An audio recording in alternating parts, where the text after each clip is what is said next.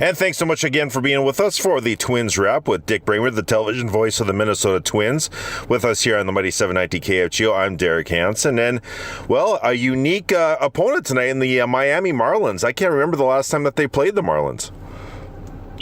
Well, it was, I think 6 years ago, something like that. I remember it vaguely.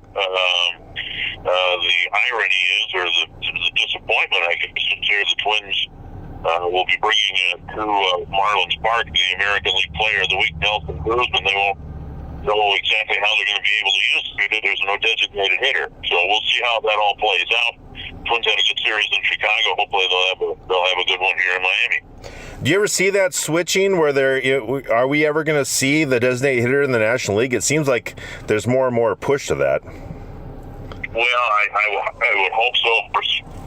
Being a traditionalist, I would prefer that we go back to a National League style of baseball in both leagues, but that will never happen.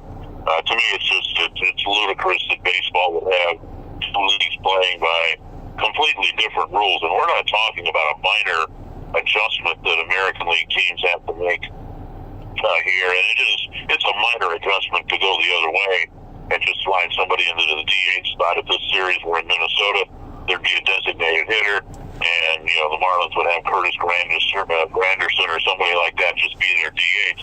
That's a minor adjustment. It's a huge adjustment for any American League team to have to cross over. You got pitchers hitting. That's an unnatural thing for them. You built your lineup in some cases around a designated hitter that you can't use except for one pinch hitting appearance a game. So hopefully common sense will prevail and we'll get both leagues playing by the same rules. You mentioned that the Twins had a good weekend in Chicago, a little hiccup on Saturday, but they're able to blast home runs, get a lot of runs, and that's really been the formula for success this season so far. We talk about pitching and picking up Romo, ironically, from the Marlins, but it really comes down to this is just a big slugging team. It is, and they've slugged against some of the better pitchers that they faced, which bodes well should they get to October into the postseason. And maybe they've got a face match that they'll have to deal with Verlander, Cole, and Miley, and guys like that. To me, though, to be perfectly honest, the most encouraging thing that happened in Chicago, they got 4 quality starts.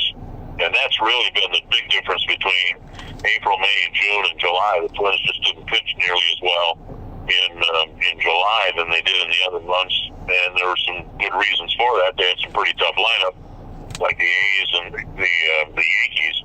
But to get back to a pattern where you can expect your starting pitcher to go 6, maybe even 7 innings, I think Twins fans would be encouraged to see more of that here in the next couple of months. Well, two guys that are interesting right now, I think the fact that Michael Pineda, right now he's been the pitcher for the past month, maybe a month and a half for the Twins. He's been unbelievable.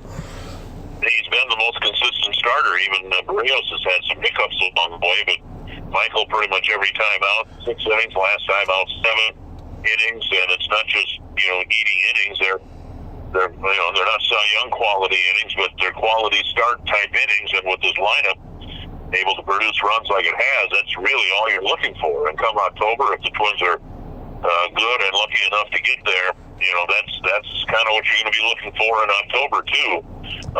6 innings, 2-3 runs allowed, and then hope that this lineup can stay as productive as it's been. And who knows what could happen should this team get to the postseason. What's your take on Jake Odorizzi? He's not the dominant guy he was early on this season that earned him a trip to the All-Star game. He's had a little bit more struggles here, but do you think he can get back to that early start that we saw? Well, that's the hope. He was really, really good, and he probably didn't get the recognition he should have in April and May for being, frankly, if not the best starting pitcher in the league, one of the best, and his command has just been off. He's not someone who's going to overpower you with 96-mile-per-hour fastballs. He needs to hit his spots, and for whatever reason, he's been off a little bit over his last half dozen or so starts. For a while, there was a little bit of an issue with the blister, but he's told me on numerous occasions that's no big deal. That's nothing that will impact how he pitches. So we'll see what happens here tonight. He's got a pretty young lineup to face tonight in the Miami Marlins, and hopefully he'll get back on track, and I think it's just a matter of location, but within that, maybe some confidence that not there that was in April and May. I want to go back to a week ago because so many people are talking about the epic lead changes that we had in that marathon affair against the Yankees. But I don't know how you feel when you have a situation where it seems like the strike zone's moving around. It's the size of a cereal box, so you have to throw it right down the middle to guys like Hicks and Aaron Judge. I mean, granted, it was an exciting game as far as the lead changes, but that's not what I want to see from baseball games. Those type of things drive me crazy. Yeah, it was a marathon epic game that the Twins were in. Unfortunately, they lost it, but it was a tremendous game. And I think we saw it over the weekend in Chicago, too, where, you just can't have fluid strike zones. There's too much at stake. In the game on Sunday, it was hot, it was humid. I told my broadcast partner, LaTroy Hawkins, it's hot, it's humid, Benito Hernandez is behind the plate, somebody's going to get tossed. And sure enough, in the sixth inning or whatever it was, Rick Renteria got tossed because the strike zone was terrible. So I'm an advocate for the electronic strike zone, just because it's absolute. The technology is there. Pitch 4 inches outside in a key spot isn't going to be called a strike. Or more importantly, as was the case in that Yankee game, it's the cardinal sin for me for a home plate umpire. If the ball is in the zone, it's got to be called a strike. If you want to miss and call some balls strikes, that's one thing. But if it's in the zone, particularly in the late innings in a key spot like that, you got to make the call. And it wasn't made that night to turn the whole game around.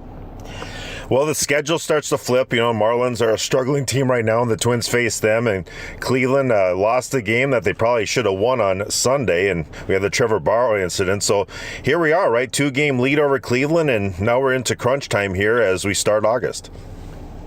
Well, I think last week when we talked about it, we talked about the schedule, and I don't know whether I verbalized it, but I felt that if the Twins could get through Sunday and still have a share of the lead, they would be okay, because now the Twins are beating the Marlins, the Indians get the Astros for 3.